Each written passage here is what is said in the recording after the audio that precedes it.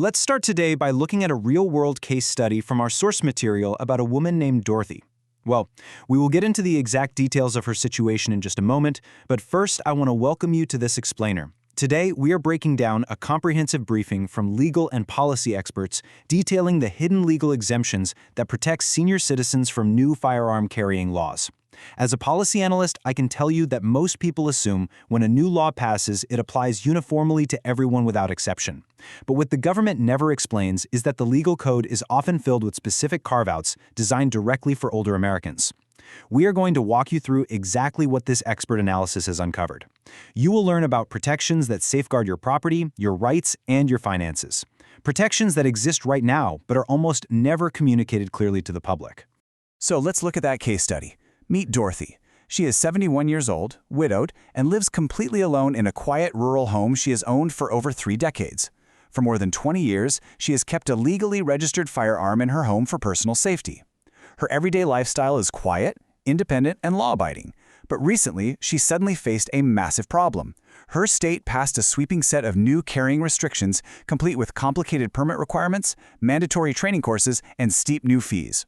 Her well-meaning daughter called her and advised her to simply surrender her firearm, believing Dorothy could not possibly navigate or meet the confusing new state regulations. But what Dorothy didn't know was that she was about to voluntarily surrender her legal property for absolutely no reason.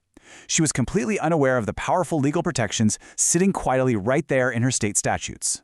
To help you avoid that exact scenario, we have a clear roadmap for today.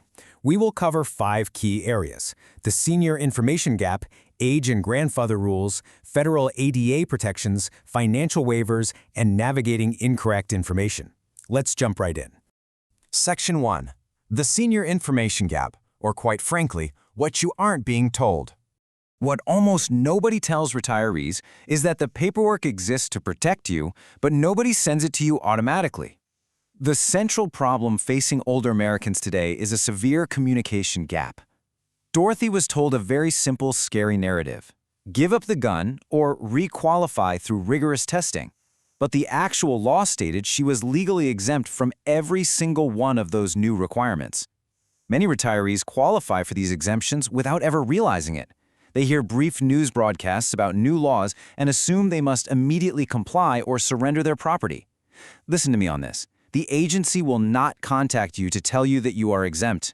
You have to know the specific parameters of the law to defend your position. The legal analysis we are reviewing makes a phenomenal point here. The source argues that seniors are losing their rights not through malicious design in every case, but because of a consistent failure to communicate the complete legal picture. Think about who is most likely to voluntarily surrender a legally owned item based on a misunderstanding. It is not someone with a lawyer on speed dial. It is a senior citizen who respects the law, who trusts a well-meaning family member, and who absolutely does not want to risk being non-compliant. The information gap is the true threat here, creating a situation where legal rights are abandoned due to sheer lack of communication and awareness. Moving to Section 2, Age and Grandfather Rules. This is all about protecting long-term holders. The source highlights that many states proactively wrote age-based exemptions right into their statutes to prevent discriminatory physical barriers for older Americans. An age-based exemption is essentially a legal provision waiving requalification, testing, or new fees for permit holders typically 65 or older. Now, why do states do this? Because when legislatures pass new laws that impose physical or cognitive testing, courts look very closely at whether these place an undue discriminatory barrier on older individuals. To avoid this legal trouble, states build the exemption directly into the law. But remember the golden rule: nobody automatically enrolls you. You must ask for it by name or specifically look up the exemption language in your state's code. Another vital protection is the grandfather clause, which the source notes can completely exempt long-term permit holders from new 12-hour training courses or extensive range tests. A grandfather clause is a provision allowing people who complied with previous laws to maintain their rights under the old rules. Imagine 2 retirees living side by side. One just applied for a permit and has to pay hundreds of dollars and take weekend courses. The other has held a permit for 15 years and owes nothing to the new requirement, simply filing their standard renewal paperwork. The difference between them isn't luck. It is solely based on understanding and utilizing their grandfathered status. But I have to give you a serious warning here based on the analysis. A grandfather clause protects what you already had, but that protection depends entirely on continuity. If you let your permit lapse even for just 30 days while trying to figure out the confusing new laws, you may permanently lose your grandfathered status. The source issues a strict warning on this front. You should renew before you understand everything, rather than waiting to understand everything before you renew. Continuity is the only way to ensure the new requirements are kept away from you. Do not let confusion cause a lapse in your paperwork. All right, Section 3, Federal Protections and the ADA. Let's talk about reasonable accommodations. Here is something vital to remember. State mandates do not override federal civil rights.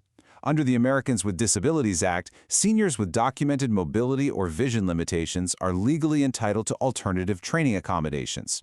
If a state mandates a physically demanding training course that a senior cannot safely perform, that senior has a legal right to request an adapted format. These accommodations can include written exams instead of physical range tests, adapted training formats, or even home-based assessments by certified instructors.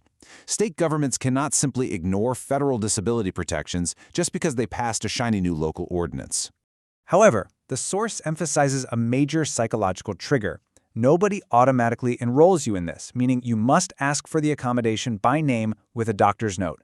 This is the trap. Accommodation does not happen automatically. If you simply skip the required course because you physically cannot do it, your permit will be denied. You have to proactively request the accommodation, providing a letter from your physician outlining your specific medical limitations. The protection already exists. The paperwork is sitting there waiting, but it requires your active initiation.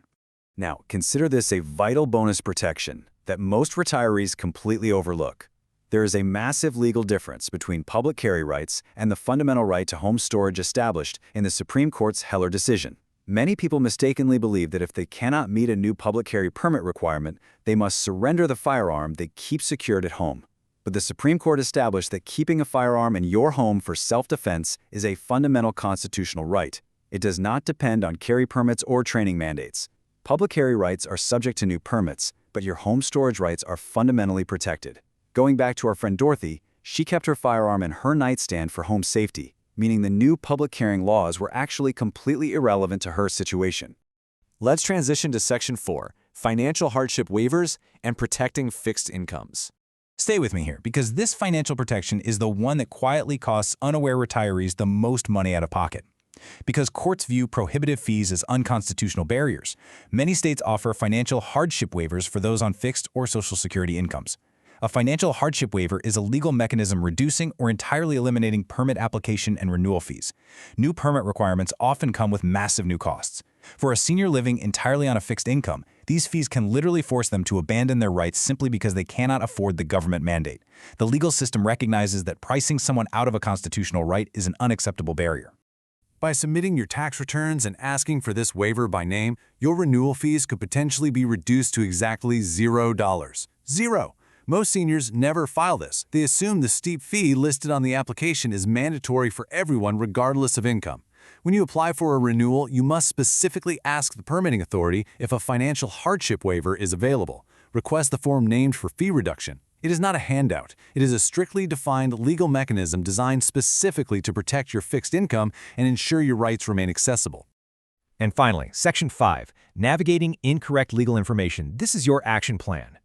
If an authority gives you incorrect legal information, you need a solid protocol. Remember this essential rule: belief is not law. In the gap between what someone in authority believes and what the law actually says, property gets surrendered that never should have been.